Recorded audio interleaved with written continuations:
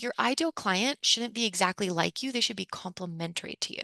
So it's not about, you don't want to, like, for example, if you're super detail oriented, you don't want to attract someone that's also super detail oriented. That's going to create tension. If you're super detail oriented, you want to attract someone who's like, oh my gosh, I'm so overwhelmed by all these details. I need someone to take this on, right? So you have to think Mm. about that in your messaging. All right. I'm Rebecca Hay, and I've built a successful interior design business by trial and error, podcasts, online courses, and so many freaking books. Over the last decade, I've grown from an insecure student to having false starts to careers, and now I'm finally in the place where I want to be. Throughout my journey, it's been pretty obvious that I'm passionate about business and helping other entrepreneurs do the same. Each week, I'll share tangible takeaways from my own experience and the experiences of other badass women to help you build your confidence and change your business. Hey, it's Rebecca, and you are listening to Resilient by Design. All right, today's guest is an incredible resource for business strategy. She is Renee Bush. She's a seasoned business and brand strategist specializing in helping interior designers take their business to the next level. She has over a decade of experience in the design industry. She has an MBA. She brings a unique blend of experience. She helps her clients grow to multiple seven figures. And she was, get this, the former director of design operations at Studio McGee. We all know who Studio McGee is. She honed her skills in refining design process, operations, and that experience combined with her background in branding and brand strategy really fuels her passion. You hear it today in our call. There's a lot of great nuggets you are absolutely going to love. She's collaborated with lots of interior design firms across the US. Her approach is really about being strategic and providing those custom business solutions. You're going to hear some of those ideas in this episode. And I'm excited for you to listen to this conversation because Renee has a way of framing things in a little bit of a different light that I think will make you excited again about the changes that you can make inside your own interior design business. So join me in welcoming Renee to the podcast. You're going to love it. Hello, Renee. Welcome to the podcast. Hi, Rebecca. I'm so excited to be here. I'm so excited to have you because, I love a good business conversation, and your experience and expertise are in the perfect alignment for this podcast. I know designers are going to love this episode. Before we dive into all the nitty gritty and the juicy conversation, maybe just give us a little bit of experience of a background because you worked at Studio McGee, I, correct? I did. Yes, that was actually one of my first jobs in the specifically the interior design industry. So I've worked in the design industry as a whole for, well over a decade. But like I started off working in kind of like multidisciplinary design studios, graphic design studio. We were doing a lot of brand strategy, like things like that. So I started off in that world. And I also worked with like the studio I worked with did a lot of environmental design and also like what they call like activations where, we're doing like a thing at Ad Week. But we oftentimes would work with interior designers on some of those projects. So that was like my first introduction to interior design. And then when I left the company I was working for, the design studio, I got a job at Studio McGee, and that was really where I learned so much about like the internal workings of the interior design industry, and not just like from more of the client perspective of collaborating with Mhm. them. So yeah, worked there for about 2 years as the director of design operations. Amazing. I think it's so interesting because, everybody knows Studio McGee, like Shay's become a household name, but I remember Mhm. following her when she had less than 5,000 followers. Amazing. Yeah. And that was in my early years too of running when I just started my Mhm. design firm and she was selling pillows. Yeah. And right. And I was like, oh, look Yeah. at this girl in the US selling pillows. She was in California. I'm like, there's this Uh-huh. California designer. I'm like, maybe I should sell pillows.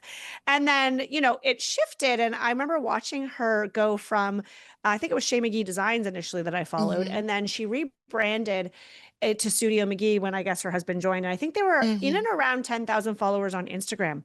And at that time, I remember thinking, this is a big mistake. What is she doing? I can't, Oh because my gosh. 10,000 was back then, 10,000 followers was a Yes. lot of like it Yes. was very hard to get there. It meant you Hmm. could have a link in your stories if anybody's listening Hmm. remembers that, I right? To buy remember that. Yeah. things or to like to go to a website.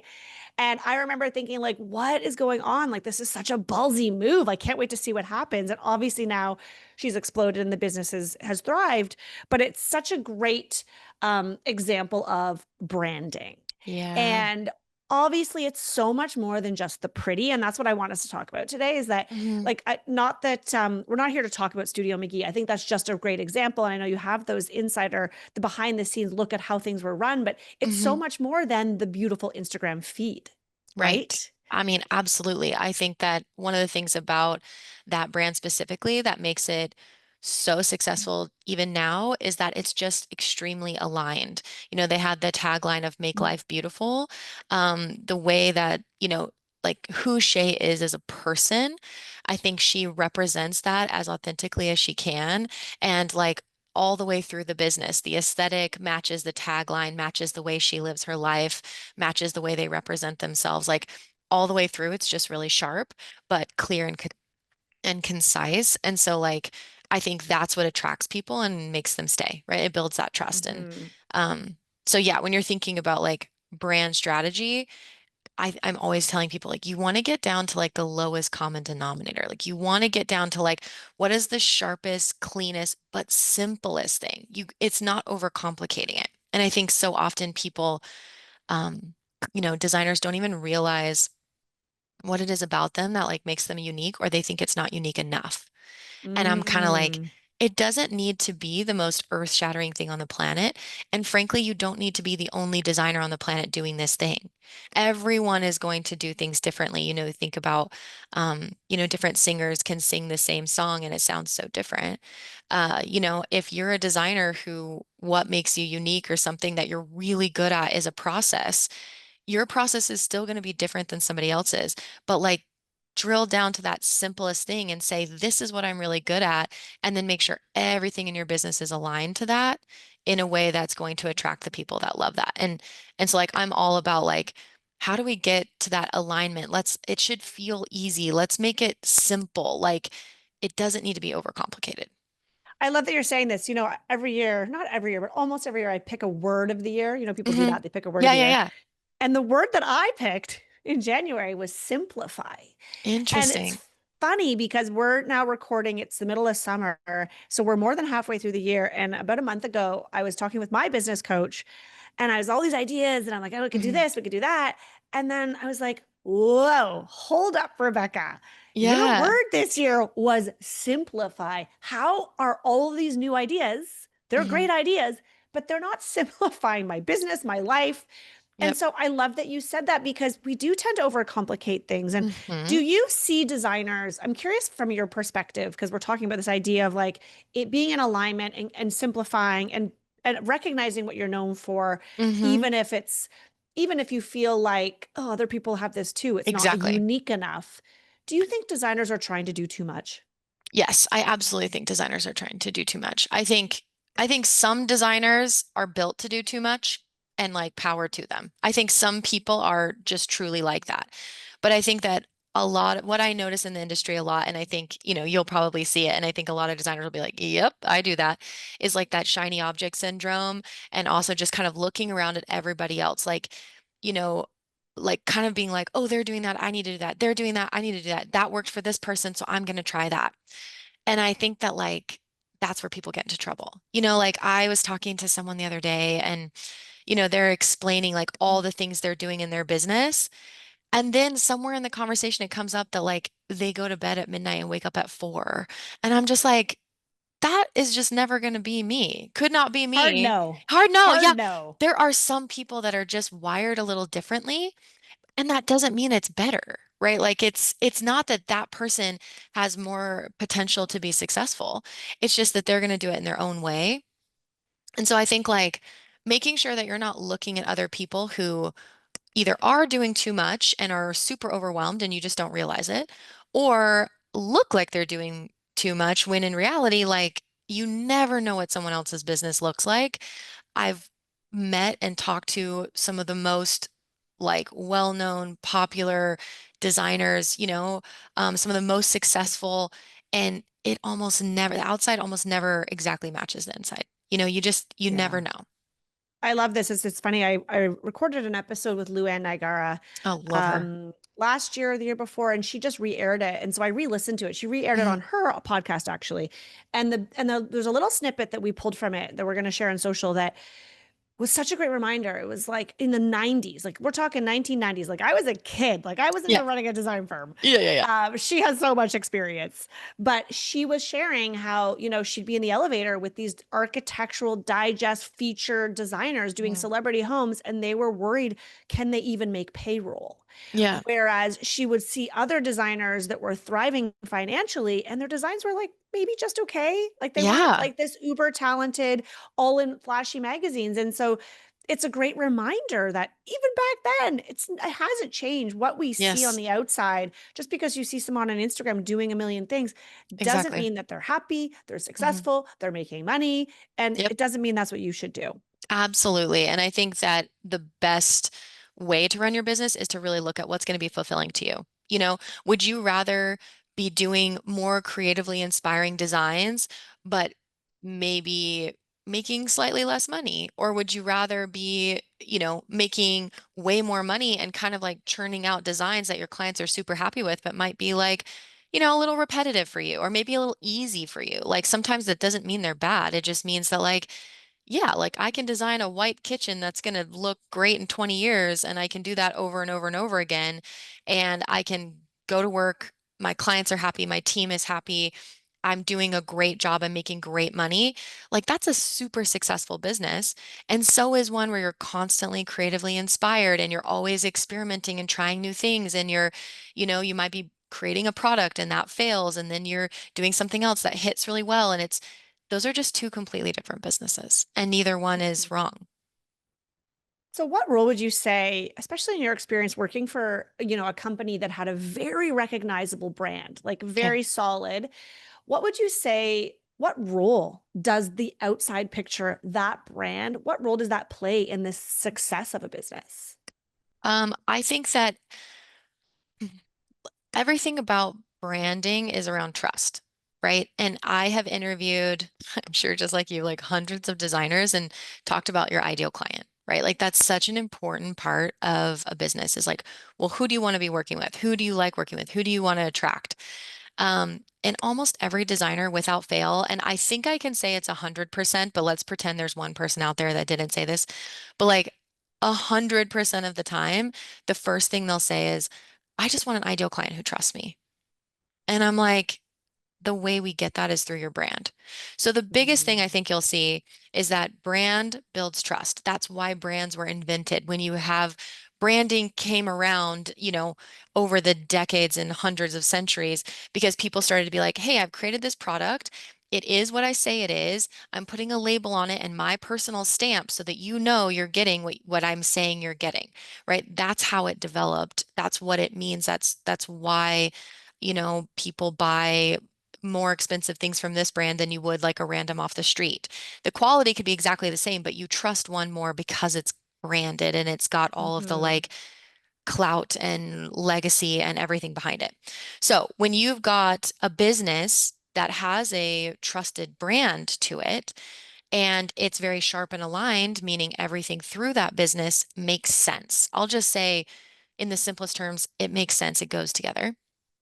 You're attracting people who love that thing. They're already looking for what you have and they already trust it. That whole business is going to run smoother and more seamlessly. Not to say perfect, because no business runs perfectly, but that is going to run more smoothly and more seamlessly than a business where they've never heard about you. You don't have any type of presence. They can't go and find like proof that you can do what you say you can do. That's typically where we get stuck in, even if you're amazing and you've been doing this 15 years. If there's no testimonials, you don't have a logo, there's no website, your Instagram looks like you're a mom who designs as a hobby on the weekends, you can only charge what that is worth, even if your work is technically much, much, much more valuable than that.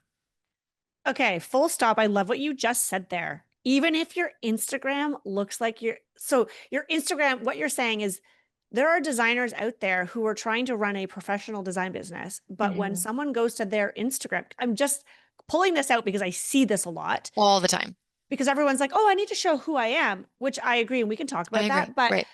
there is something about the Instagram that is more heavily lifestyle and person than it is the designs. It looks like it's a Hmm. hobby. Exactly. And It I shouldn't be the side note, you know? unless your goal is to be an influencer. And it's like you need Mm, to understand this is something that I've recognized is do you want to be an influencer or do you want to run a business in A, B, C, D category? And it's correct. something that I think I experienced early on where I was doing my Instagram. This is, before the pandemic, it was growing. I was becoming an influencer.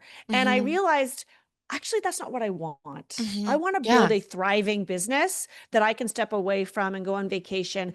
And so I had to make a shift in my Instagram. It's Yep. shifted since. Now I'm doing something completely different, right? I'm not Totally. attracting design clients anymore, but I really had to shift my messaging, what I showed up as, because Hmm. that is the brand. Yes. And people, I mean, people laugh because I'm from the South and I always throw out like these random like anecdotes and like epithet quote kind of things. But I think that a lot of times as like my clients struggle to really put themselves in the shoes of their clients. And I think, if you're a designer out there and you hire a service industry person for any reason, a wedding planner and, a contractor or whatever, use that as an opportunity to put yourself in the client's shoes and think about what really sells you, why you chose that person, what you wish you would have known when you went through the process, like such gold. But like, um, yeah, honestly, I totally forgot what I was saying. Yeah. No, that's okay. We're talking about the branding. And I think Yeah, yeah, yeah. I think that what I'm hearing from you is the brand is what is going to attract the trusting clients. It's Absolutely. going to be challenging for a designer Yep. to have successful projects that light them up, where they feel like the client Mm-hmm. trusts them, where they get to be creative, where they get to make the money, where they don't have to share their discounts. Yep. All of that is a lot harder to do if you're not attracting the right clients. And Yep. attracting the right clients comes through having a more cohesive, strong brand. Is that right? Absolutely. Yep, Yeah. absolutely. I mean, I think that that is one of the most powerful things that you can do to make your business run easier. And I think your business is supposed to feel easy. It's not supposed to feel really hard. And so if it's feeling really hard, it typically means something's misaligned. And so where can Mhm. you look at like how to make it feel easier? So let's talk about that because I think that what happens, at least it happened to me and I see it in my community, is when it feels hard, like you're Mm-hmm. saying, Mm-hmm. that's when burnout starts to happen, Yes. Yep. right? Mm-hmm. Talk to me about the burnout loop and how, like, what are some strategic shifts and changes we can make apart Mm-hmm. from cohesive brand, which I realize is a really big thing. But there's so much more when it comes to strategy, is what Yeah. I'm hearing you say that can Yep. help you so that you don't burn out. Like, what's causing us as service providers to burn out all the time? I think that people try, like you were saying before, it's like I think you're seeing it that trying to do too much. And I think that I see when people are feeling burnt out, they feel a pressure to do more so they can do less. And I think Mm. oftentimes we have to do the counterintuitive thing. We have to do less so that we can do more. And I think that that is something that, I mean, I see a lot of people attracted to this industry because they're highly creative, but they're also very smart. You have to be good at details. You have to be good at math, for heaven's sakes. You have to be good at seeing the big picture, but also the tiniest details. You have to be great with variety. You have to be great with people. You have to be great with objects. You have to be tactile, but also emotional. You have to be a couples therapist. You have to do so many things. And like it honestly attracts people who are, have a tendency to be a bit of a people pleaser. They love making people happy. They're service industry people, they also are people who are highly creative, a little bit all over the place. They're dreamers. They see how the world can be better.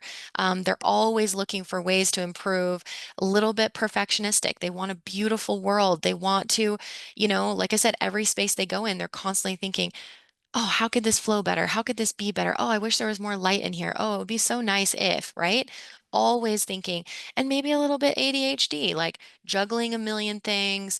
A lot of us are moms. A lot of us have like busy personal lives as well as busy business lives. You're juggling multiple projects, multiple clients, multiple kids. Like it's a lot. And I just, Yes. yeah, Amen. Amen. I'm like yes. hearing you say that. I'm like tired just hearing you I talk. know. But it's like I see it over and over and over and then they come and they're like, "How can I do more?"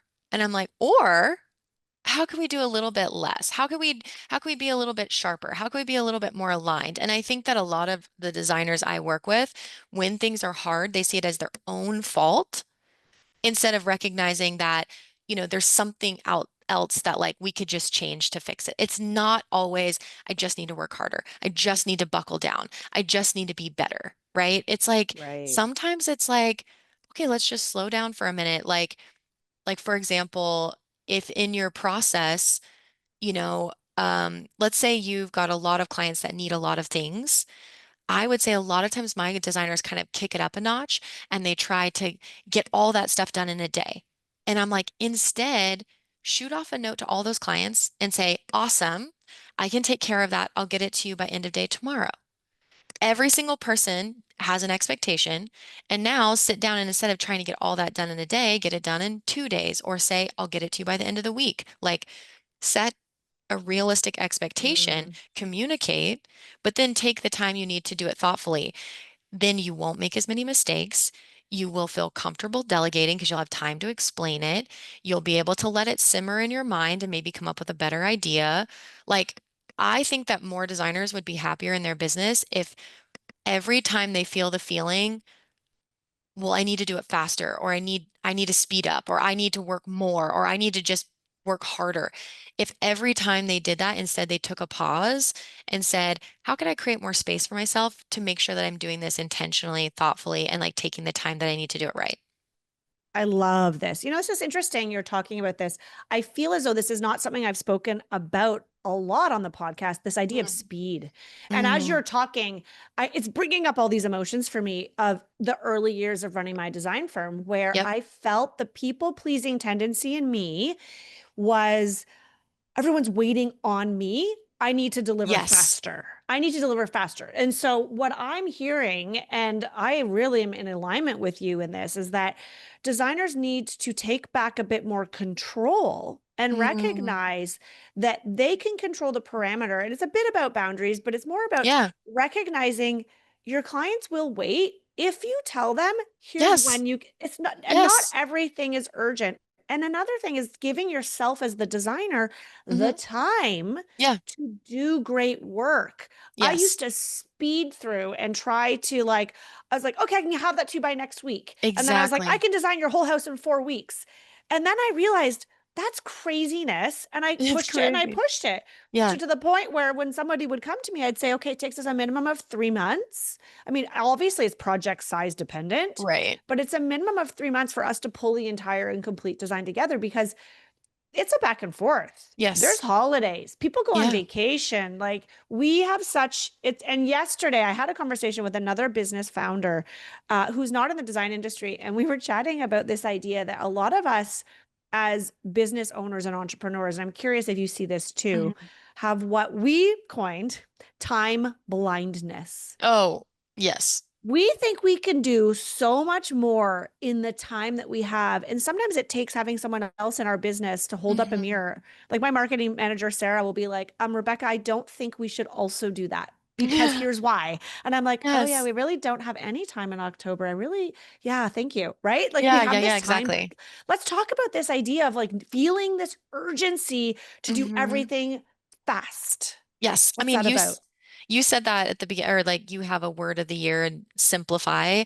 And I feel like mine, I don't have a word for it. I guess slow down. But like mine was this year's all around urgency, is that I notice in myself, and a lot of times, because I meet with so many business owners, I see these patterns, and then I'm looking at myself going, I'm doing this exact same thing too, you know?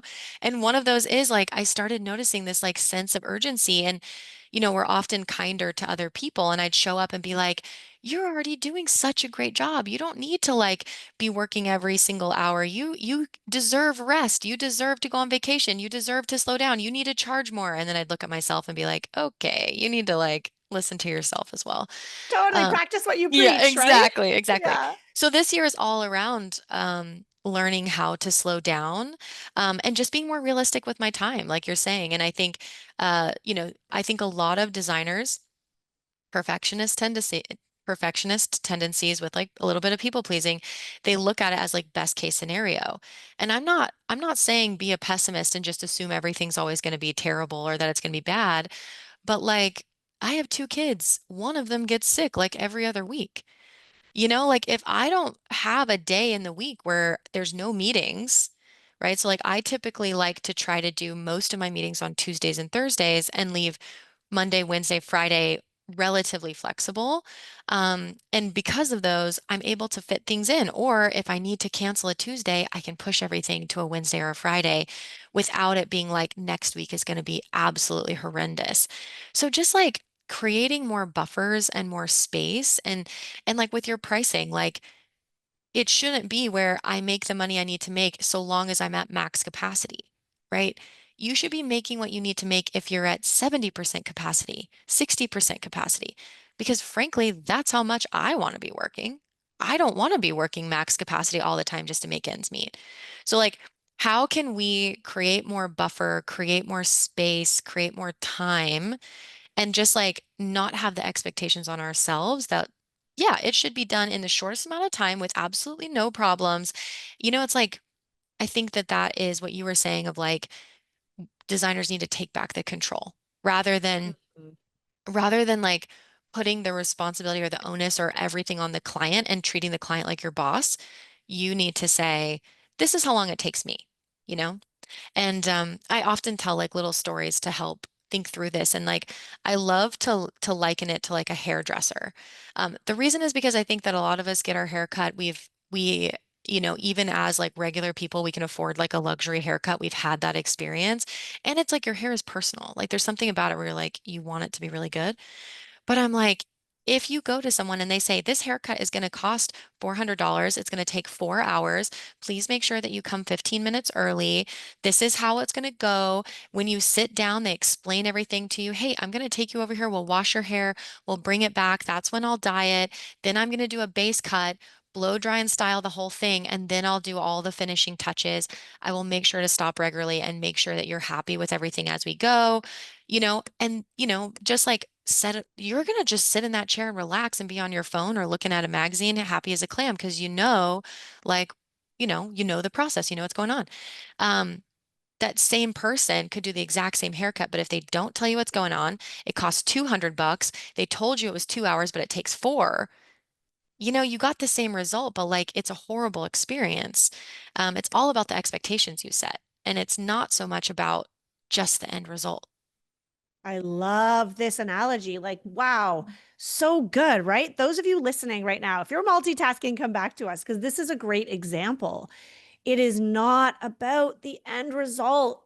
There is an assumption, I think, that when you go to a service provider, Mhm. you're going to have a great result. That's why you're That's hiring the them. hope. Yeah. That's the hope. Like we just Yeah. did the fence in my backyard. We had to replace the one side of the fence. And like I assumed I picked them, you Hmm. vet people and you're like, I'm gonna have a great fence. Hmm. I hope the experience is good. I don't really know, but the Right. We don't know. experience was amazing. And so now I can't wait to tell everyone about Robin Fence in Toronto. There you go. There's a Yes. little plug, not Yeah. sponsored, Not right? sponsored. Because Yes. the experience, he was so great, so professional. They told us how long it was going to take. Hmm. We knew what to expect. There were surprises. There was an issue getting the fence Yeah. fitted around the tree. It wasn't what I liked. I had to come and the interior designer came and had some ideas that they Yes. were like, whoa, I wouldn't have thought of that. You're I'm like, like, so I've drawn this up for you exactly like this. I didn't do that. Okay. But I had some great ideas and he was like, "Okay, let's work on it." And so there it wasn't that it was without obstacles. Hmm. And the result was great, but it was Yeah. that experience of getting there. And I love the hairdresser analogy because you're right. all of us can appreciate Yes. that. Yes. We're no different in our design business. Exactly. And I mean, I think also like the people that are spending this money, they have this money. It's hard for us. I think, I mean, I'm just a regular person. I am not the ideal clientele for most of my clients, right? It's hard for me to the way that I would spend $50,000 is so different than the way that a lot of our clients are going to spend $50,000. But that, I mean, the experience, me spending $500 might be somewhat similar. And so I think that like just making sure that you're trying to think about how I would react in that situation in a relative way, right? Instead of making yourself the ideal client, because you're probably not, they have $50,000, they're happy to spend it. If they don't spend it with you, they're going to spend it with someone else. It's not that big of a deal. But the experience of spending it is what really matters to them and what's lasting and what is going to get them to come back to you, refer you, all those kind of things. And I think that like if they look at your portfolio and they're like, "Oh yeah, I like her work." Great. But I mean like having the testimonials, having the good branding, making sure that you're showing up on Instagram as the professional you want to be perceived as, like all of those things come together to ensure the great experience that makes people willing to trust you and makes them willing to say, you know what? I'd rather pay this person $75,000 to do the job over this person for $35,000 because I feel more confident that I'm going to get a better experience and a better result. And that's what ultimately our lives are better when we get more of those clients. Hmm. Absolutely. And that is really what it comes down to is that if you can deliver that service Mm-hmm. without the overwhelm, with Mm-hmm. being in control, you are going to have the happiest experience. Your Yes. clients are going to be happier. You're going to Yes. get And more happy of clients are those. so much easier than difficult, non-trusting clients. Like we all know that. Yeah. And in fact, in some ways, that $50,000 job versus that $75,000 job, it's the same amount of work. Yep. The difference might be that the person who's paying you 75,000 for that elevated service, it's actually going to be easier because it'll be more fun. Because you're going to have Totally. more trust in you, Yep. because you're going to be more get to be more creative. You Yep. won't need to take on as many projects, so you won't be as full like you were talking about. You Yeah. won't be at capacity. Which is great. And I think sometimes I hear a lot of people, especially if they're just starting out, or even if you've been doing design for a long time, but you've maybe been doing it in like a smaller capacity, meaning like you've got a few projects or something, I work with a lot of clients like that. And I feel like they oftentimes they want to be able to work with everyone. They don't want to exclude anyone. There's a lot of fear Yeah. around like, oh, but if I say I do this kind of job, I might not get that job. And, I want my portfolio to show all the things I can do. And I really want to make sure that people know I can do anything and everything, right? When in reality, the sharper you can get, the more you're going to attract people that um, are very confident that they want what you have. So, like, take a look at your portfolio. It's not about showing the depth and breadth of what you can do, it's about showing more of what you want. How do I prove to my ideal client? I know my ideal client. How do I prove through all of my stuff that I'm the best fit for them? And that's not to say that I'm the best designer in the world. That's to say I'm the best fit for them. I am down to earth, or I like to do these size of projects, or I'm someone who has a really good process, or I'm someone who really looks at details, or, get testimonials that talk about those things. Everything that we can do that we have control over to get sharper is going to kind of create that more aligned business. What would you say to the designer listening who's like, yeah, I understand that, Renee. Like, I Hmm. appreciate where you're coming from and I can see how that works for other people, but I need money. And Mm, so I have to say yes to the next project because it's been slow. And mm. I'm worried that I can't pay my mortgage if I don't take on any job that comes my way. What would you say Okay. to that designer? Okay. I would say, first off, I'm going to get in and look at all the specifics. Secondly, though, I bet if I started asking that designer, most of those jobs are coming from referrals or coming from past clients or coming from relationships, right? What that means is that those jobs are probably going to keep coming, even if you update your branding, your website, your portfolio, and Instagram. But if we can update those things, we can lay the groundwork to start attracting that next level of client, right? So we want to put out we want to project out the type of designer we want to be in order to attract that next level of client, while potentially internally we're still accepting some of those jobs, right? And I to love pay the that. bills. So it's really about like being strategic, thinking forward and laying the groundwork for that. And then I would also say, are you taking those jobs? Is it like that grinding? How can we get out of that grinding? If we could just charge a little bit more in a few different areas, could that have us take just a couple jobs less? And then also taking a look at the jobs and saying, Is this something that's creatively inspiring to me? Would I do this for free? Like, am I excited about this project? That's an easy yes, right?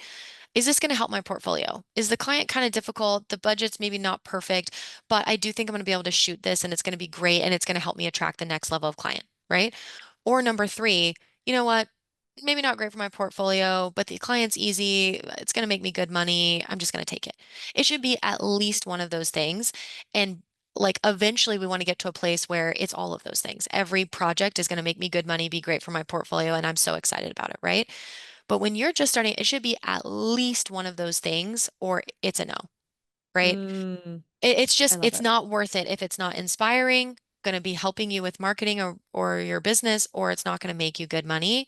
Um, so yeah, I would just kind of be like, is it those things? And then the other thing I would say is do not go out of your way to win over horrible jobs. Okay. So if you need it for the money, that's fine. We take everyone takes jobs that are less than perfect to pay the bills. That's normal. Like you talk to any big designer and they're still doing that. Everybody does that. Hmm. But at the same time, don't go to this job that's not inspiring, that the client seems difficult, working with a contractor that you have a difficult relationship with, and then underbid just to win the job. Like, don't go out of your way to win the bad ones. Just go in and say, this is what I charge, and it needs to at least make me money, or it's not worth it. I love that. I love this idea of what you're sharing with us right now is like this filter. It's like, Hmm. okay, a job comes your way. Let's put that filter to it. Is it one Totally. of these three things? Hmm. Okay. And then you can make a decision. Yep. I love this idea. So anyone listening, like I hope you got that. Take a pen and paper, listen to this episode again, write that down. I think that was really powerful because Yeah. that I can attest to this. What you're saying is sometimes we just need to hit, we need to pay the bills. So we Yep. want to take on any project that comes our way. And you are right. They come from referrals, they come from our networks, they're coming from somewhere, Yep. right? They don't just Hmm. come out of nowhere. And then it's a slow build. That was my Yes. experience. I did not shut it all down, change my branding, and explode overnight. My Exactly. experience was with every project, I charged a little bit more. I tried Hmm. to infuse a new process, a Yep. little like I'm going to do it this way this time. And then next time I'm going to do it that way until I got closer and closer. I was strategic in my photo shoots, you know? Yep. This project, shit, this isn't what I want to display. But you know Hmm. what? What if we just shoot the kitchen and I prop in all this great stuff? Absolutely. Right? And Yes. slowly, and then I would be more intentional because that's how I did it. And maybe that's the That's slower way, but that felt safer to me. no, I think it is safer. And I'm going to go ahead and say when I look at business, I tend to be a little bit conservative. I want to take the surest, I mean fastest, but the surest fastest path, right, to success. And obviously like let's define what success looks like. But yeah, I mean I think that it's these small tweaks. And what I will say is that there are a lot of designers out there who aren't changing anything and then nothing changes. You can have the same type of projects for 7, 8, 10, 20 years and wonder why you're not ratcheting up. But it's because you're not being strategic, right? If you don't change anything, nothing will change.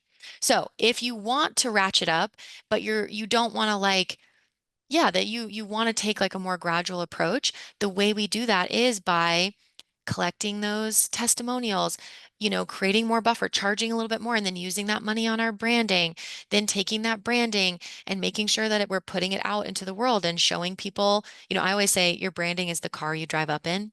Right? Like just because you drive an Mm. Audi, that doesn't make you successful. A good branding doesn't make you successful. There are plenty of incredible designers that have branding that is from like, you know, 2000 and got glitter in it or Oh my whatever. It's God, of crazy. course, Yeah. totally. And That they're doesn't still mean you're making not as tons of successful. money. Yes, you're Yeah, making yeah. tons of money. You can drive up in a Corolla and be a millionaire, but if you drive up in a Corolla, you're going to have to work a lot harder to prove that you are successful. If you drive up in a nice car, you don't have to work so hard to prove it. Again, it's not indicative of the actual truth. It's all perception. But like, yeah, if you can buy the Mm. nice car and drive up and everyone believes that you're successful and then they give you money, like that's nice. That works, like don't go into debt Sign for me it, up. but like, yeah, Yeah, like, amazing. but yeah, I think that like if you're making all these choices, and I think where people get into trouble and why they work with me is because it is very hard to be intentional and strategic if you don't know what you're trying to do. Like you just said, I was really strategic about my photo shoots and I'd bring this stuff in. But in order to do that correctly or effectively, you need to know, who am I trying to attract? What kind of artwork would they want to see? Why is this one picture not something I want to display and I want to pull that out and bring something else in? What kind of kitchen towel would they like? What kind of feeling and vibe in their kitchen are they looking for? Are they lemons on the counter people or sourdough bread sliced on a cutting board? Like, you need to be thinking about, who am I trying to attract, and not just, I think people end up doing like what we were talking about at the very beginning. They see all these things other people are doing, and they're just doing a smattering of all of that, and Mm. then overworking and not feeling like it's moving the needle. And the way we change that is by saying, don't worry about everybody else. Focus on you. What type of projects do you want? How much money do you want to make? What size team feels right for you? How much do you want to be collaborating, delegating, working with other people versus controlling and managing? Okay, who is your ideal client? Do you want to be working with people that show up in, heels and like a pencil skirt, or do you want to be working with people that show up in flip-flops and cut off shorts? Like, I talk to designers about this all the time, and sometimes it blows my mind how they'll be like, "Oh, no, no, my ideal client does not have any pets." And I'm like, "Oh, okay, good to know." That Or is or they're really specific. I love that. really No, I specific. don't I want love to pets. get into like, are they drinking spicy margaritas, or are they like a Sauvignon Blanc kind of lady? Are they do they go on trips to Disneyland or Paris? I want to be like, who is this person down to the nittiest grittiest detail? Are their kids playing lacrosse or swim team? Are they members of the yacht club? Or is this like, they're taking out a HELOC and they're going to be updating their house, and they're gonna just let you run with it, and they're not that picky, and you know what I mean? Like there's great Yeah, clients in every category. You just got to know what yours are, and then you make those small adjustments in every facet of your business, right? That then attracts that person, and we lay the groundwork, and then it happens over time. And I would say typically that takes like, if you're thoughtful about it, like 6 to 18 months, and you'll notice your business is completely transformed by making small choices that make big impact.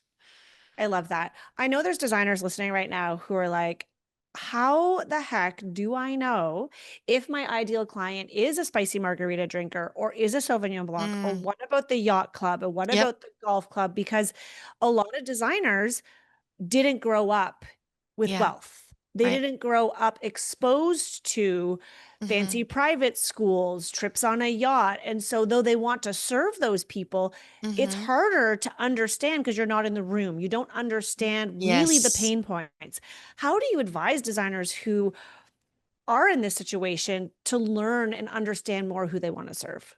I guess I've never been asked that question. I love it. The thing I would say is that if you struggle to really understand that super high-end clientele, it might be difficult for you to serve them well. So why don't you find an ideal client that you do understand very, very well, and try to serve them well. And then as you learn and stretch and grow, that ideal client will evolve. I have someone who had an ideal client that was like, we'll call her like Evelyn. Okay. And she was like in her late 40s, and she was working, and her husband was working, and they have one dog and two kids and blah, blah, blah. Right. Over the years, what this designer learned is that she actually liked working with Susan, who was 65, and this was her seventh house, and it's her vacation home. And, she's traveling all over with her best girlfriends, and she doesn't care.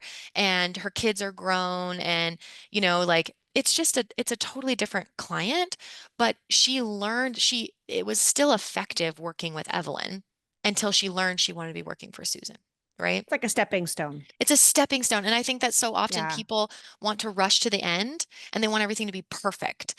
And I'm Hmm. kind of like, Start with where you know, start with what's working. Let's lean into what's working. So, I mean, I would say look at your friends, look at your neighbors, look at your family, and kind of think like one level above that, Yeah. and take all the like best parts of the people that you've worked with, like okay, they probably do drive a luxury car, but they probably don't collect cars. They probably, maybe eat pretty healthy, but they're like addicted to Diet Coke, right? Right. Think about yourself. And also, like your ideal client shouldn't be exactly like you. They should be complementary to you. So it's not about, you don't want to, like, for example, if you're super detail oriented, you don't want to attract someone that's also super detail oriented. That's going to create tension. If you're super detail oriented, you want to attract someone who's like, oh my gosh, I'm so overwhelmed by all these details. I need someone to take this on, right? So you have to think Mm. about that in your messaging. You have to think about that when you're telling people on a discovery call, say, a lot of times my clients love working with me because I really pay attention to all the details, and most of my clients get really overwhelmed by how many decisions there are, how many tiny details there are, and all the like managing everything. And that's why they love to hire me. The I wrong love client, that. yeah, the wrong client will go, oh, well, I love all the details. Okay, good to know. Yeah. I love that because that is when I have butted heads with clients, it's because they think they're really good at the thing that I think I'm really good at. Yeah. And so it's You're like like, this please sit butting down. heads. Yeah. Yeah. So I'm kind of Yes, like, and I love totally. discovery calls to me are one of the most important things if you use them right. Consultations are the same. Like it's that interview process. So Yeah. whether it's in the discovery call or the consultation, but like I love the word typically. I love to say, typically I do full home projects. Typically my clients do this. Typically that doesn't even need to be true. If you've never done a full home project, but you say, typically I'm doing full scope projects, right? You're creating that perception. You are giving them, that is branding. You are saying, this is what I normally do. And people want to hire someone who consistently does what they need. They want to hire someone Mm, that they're confident can, that is very, they don't, oftentimes they don't want to hire the person that's like, well, I've never done that before, yeah. and if they are it and you've never done it, you can communicate that and say, you know what, I've never done a project this scale. I think I could do a really great job. Let's talk through that and let me explain why I think it would be good. And maybe you're willing to offer some type of like slight discount or like something to like make it where it's like, hey, take a risk on me and you'll get a benefit. And I'm going to be really transparent that I've never done that. But like, I love just setting the tone of like, typically my clients love me because I do X, Y, and Z. And you tell them exactly how you want it to go. And most clients want to be good clients. They want to be your favorite client. And if you tell them how to do that, they will work pretty hard for the most part. Most people will like, they want to be easy. They just don't know Yeah. how most of the time. Yeah. I love that. Most clients want to be good clients, guys. Did you hear that? They That's really do, such a just like good we do. reminder. Totally. I would be a nightmare client for Totally. a lot of things, but if someone tells me how to be a good client, I'm going to do my best. I'm going to communicate the way they ask. I'm going to, you know what I mean? Like, I'm going to try really hard to like, if they say like, I really need to make sure that these things get paid on time, otherwise it can cause these problems. I'm going to be like, oh, I know that's a priority. I'm going to try to do that. Yeah, but they don't know what they don't know. And so if you can't I educate don't them and know. set those parameters, then it's harder for them. Absolutely. Yes, Yeah. but you got to know what they are. And I think that that's Yeah. where, again, going back to where you were saying designers need to take more control, I think that that's where strategy comes in. And I think sometimes we're so busy as business owners serving our own clients and worrying about everybody else's stuff. And that's why I Hmm. think business coaching, business consulting is so powerful. You carve out the time. You get a sounding board. You have someone that's seen inside lots of other businesses, but can apply it to you that can help you work through Hmm. this stuff. If you can't visualize your ideal client, sit down with someone that can help you brainstorm that. If you don't know what you should be charging, talk to someone who can help you figure out what's normal for your market and your area so you don't have to beat your head against a wall figuring it out on your own when you could literally, hire someone to Yeah. help you with that and then go make twice as much money the next week. Yes. Yes. Hallelujah. I'm all for investing in personal and professional development. It has Same. been the accelerator for me. Mm-hmm. And I see it with my community, with designers I talk to. You're so spot on. One last question I have for you that I wasn't going to ask you, but now you've got me really thinking about this. When we talked about branding, when we talked about business, and knowing that you worked for such a recognizable brand, Mm-hmm. how much do you believe um, having a consistent aesthetic Mm, matters? And more specifically, because there is an aesthetic now that is popular, right? That there's always going Yes. to be trends, if you Right. will. Let's say Studio McGee is a great example. Hmm. Do designers need to follow those trends Hmm. and those aesthetics to have a strong brand and be successful? Okay, thank you for asking this question. This is something I'm actually pretty passionate about. So, oftentimes when I'm working with someone, what I want to do is help them find what I call your signature. And I don't think it's about having a signature aesthetic, but I do think you need to have a signature something. So I like to try to boil it down to, is it a signature aesthetic, a signature process, a signature philosophy, or a signature approach, right? What your signature is the product that you're selling. And again, building that trust. When you have a consistent product and you can consistently sell a signature aesthetic, it is just an easier sell. I will say that the easiest way to build an interior design business is to have a very clear aesthetic that you put out super consistently. Everyone knows what they're getting and they say, sign me up, I like it, I want it, right? But it's Mhm. not always the most creatively fulfilling. So people get into this battle of like, well, I don't want to just do the same thing all the time. So that's where we can lean into a signature approach. And maybe you say, we approach every project considering the architecture, finding out your lifestyle. Here's how we go about it. Every project's going to be custom. No two homes look the same, but every single home by X designer is going to be blah, blah, blah, blah, blah. As soon as you can put words around it and you can confidently articulate, this is what I'm consistently delivering, I think that that gives like a similar result, even though I will say I do think a signature aesthetic is the fastest way to a successful business, but it's not the only way. But I think it's around Mm, how do we create a consistent product or deliverable that people can count on, that we can then message out, talk about, and say, like I said, a philosophy, right? Like, what is your philosophy? Home mhm. should feel like XYZ, and here's how I go about that. People just need to wrap their arms around this very intangible thing and feel like they know what they're going to get. I And I love think the that. aesthetic is an easy way to do that, but it's not the only way. I actually really love what you said there.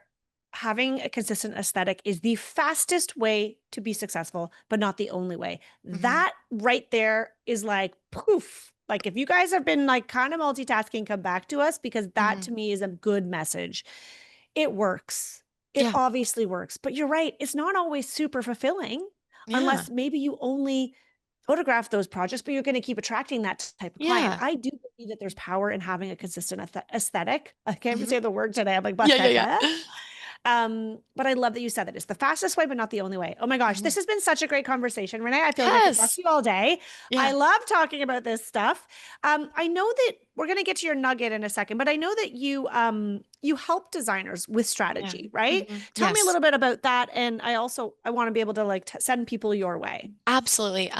So I work in two main ways. I would say the majority of the strategy work I do is one-off sessions.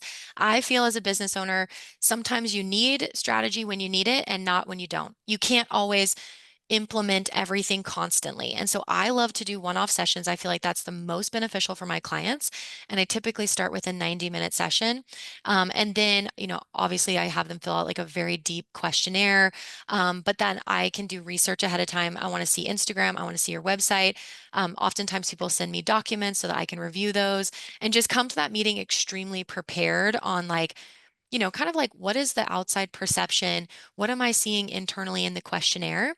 And then being able to show up and really talk through it. And what I find often is that what people say in the questionnaire versus what they say in person versus what I see online is not aligned.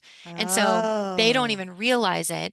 But in the questionnaire, they kind of often give the like supposed to answers. And then in person, they're like, well, it doesn't always go like that. And it's like when we can start to look at that and say, hey, here are some adjustments we can make to like bring those things together.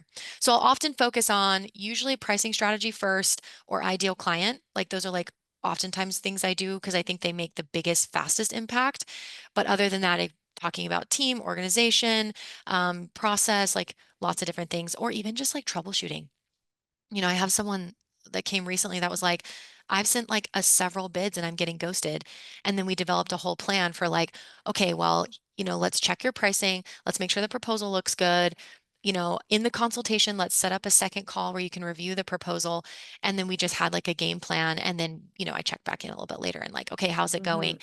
So sometimes you just need a sounding board and like troubleshooting. Totally. And then additionally, I do work with a few clients on a retainer model, typically 4 to 6 months, where, kind of like standard consulting, where you're meeting every other week and we're doing a more holistic review of every area of the business. So everything from pricing strategy to marketing strategy, process, things like that. So I have a small team and we all kind of pitch in and like help with updating process documents to setting up Dubsado or, going through and creating like a discovery call script. So it really just depends on the needs of that business specifically. But those are my strategy offerings. And then additionally, we also offer branding and website design and building. Really, everything we do is around helping designers take their business to the next level and really elevate. And so for me, it's internal, external, and then like the brand and the website showing up, Mhm. like as beautifully as possible. All of those things are going to help take your business to the next level.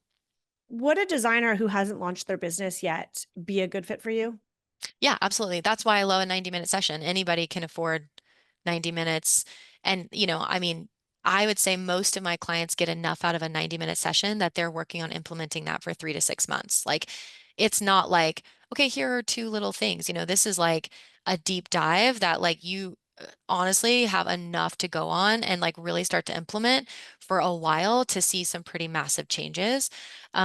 So yeah, I think that my skill set really lends itself to like one-on-one. I think a lot of times when consultants get busier, they do less one-on-one, and I just really love being one-on-one. And then custom strategies. So it's like, let's put the blinders on, not worry about anybody else.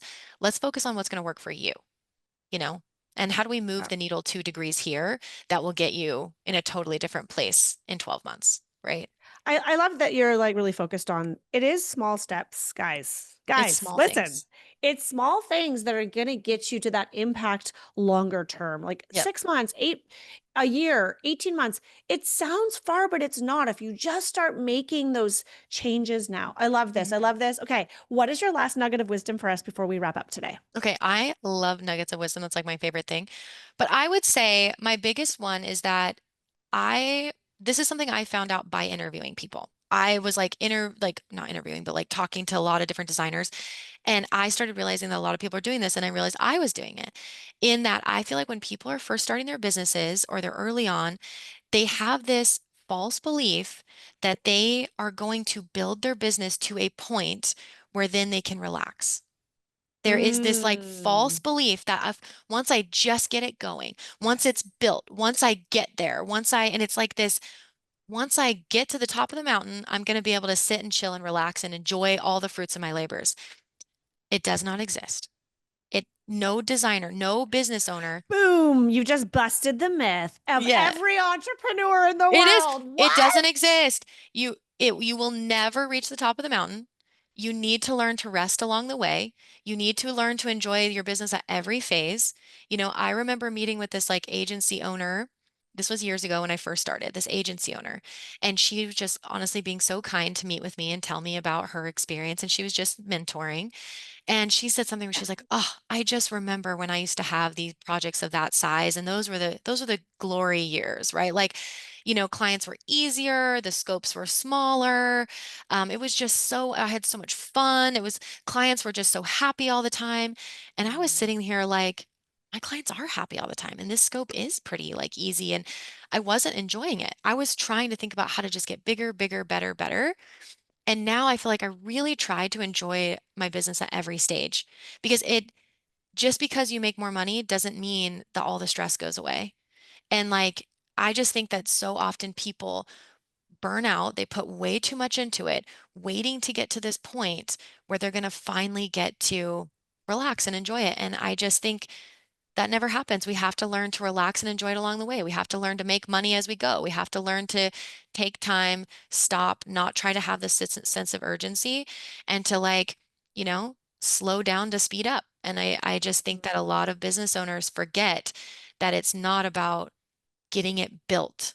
It's about enjoying the building and I build, love like it. you should enjoy it every day and not just, once this false success is reached that we will never get to. It's finding a way to enjoy your life every Hmm. day Yep. and not putting everything on hold until someday, because someday's not coming. It's not coming.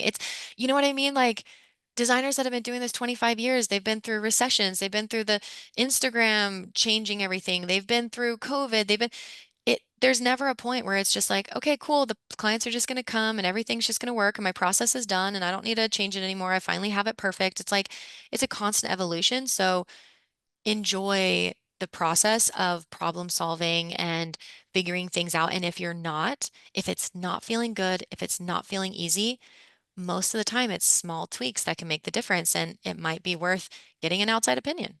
100%. I love it. I love it. Okay. Where can everyone find and follow you, Renee? So you can follow us on Instagram at underscore, well, it's at with underscore tandem, so with tandem, and then online at with dash tandem.com. So yeah, please reach out. We'd love to talk to you. Awesome. Thank you so much. This has been Thank such you. a This great was conversation. wonderful. Yes, thank you. Okay, so I loved that conversation with Renee. What a fascinating way of looking at things. And I know these are topics that you've probably heard before, but doesn't it help to hear it from someone else's perspective? And as someone with such incredible experience, we chatted offline after our interview, and I asked Renee, like, how long have you been doing this, like consulting with designers? She said 5 years. Like, that's a long time. Plus, she has all that experience working. I mean, hello, Studio McGee. They're not nobody, right? I don't even need to talk about who they are on this podcast. So I think that was really a useful conversation. I wanted to add, actually, as she was talking about figuring out who your ideal client was and then up leveling, because if you remember, I asked that question about um like, what do we do if we are not privy to a lifestyle of the rich and famous, or of the people that have their kids in private school, who are members of the golf club? Like, it's really hard if you have not been exposed to that world in depth. How are you going to know that client in depth? And so I love where her advice was, let's do the stepping stone. Let's start working with this one client, and then eventually you're going to get there. And I wanted to share something because as she was talking, I was like, oh my God, I have to share this. But I thought I would wait till the outro. Um, Yesterday, I got a DM in my Instagram from a Power of Process alumni who took POP 2 years ago. And she sent me this DM. And I just want to, this is proof is in the pudding that what Renee said about leveling your ICA up works. This designer said, hey, Rebecca, I just wrapped up my first $1 million build project and just signed up another one, which is a beach house for an NFL player. Still using the systems I've learned from you inside Power of Process, taking on projects that align with the life that I want to design for myself. I have so much gratitude. I'm in process of doing a bit of rebranding as I've now further scrutinized my ideal client. I'm no longer afraid not to be the designer for the masses. I get it. Thank you, XOXO. I'm screen showing this on Instagram. I keep the identity private. But I mean, not only does that make me so happy to see, but it's proof that as you grow, you can make those micro changes. Just like Renee said, you can do that 2%. Because look at that, in only 2 years, this designer is designing beach houses for NFL players. Hello, people. Imagine if you could get that clarity and you could grow your business. It's possible for you. I get super passionate about this. I really hope you enjoyed this episode. I'd love to hear your takeaways. I always ask, please DM me on Instagram and tell me what your takeaways are, because like, surprisingly, not that many people do DM me. Go give Renee a follow and follow her journey, because I think that she is a really smart cookie. Thanks again, Renee, for being on the podcast. And everybody, I will see you soon.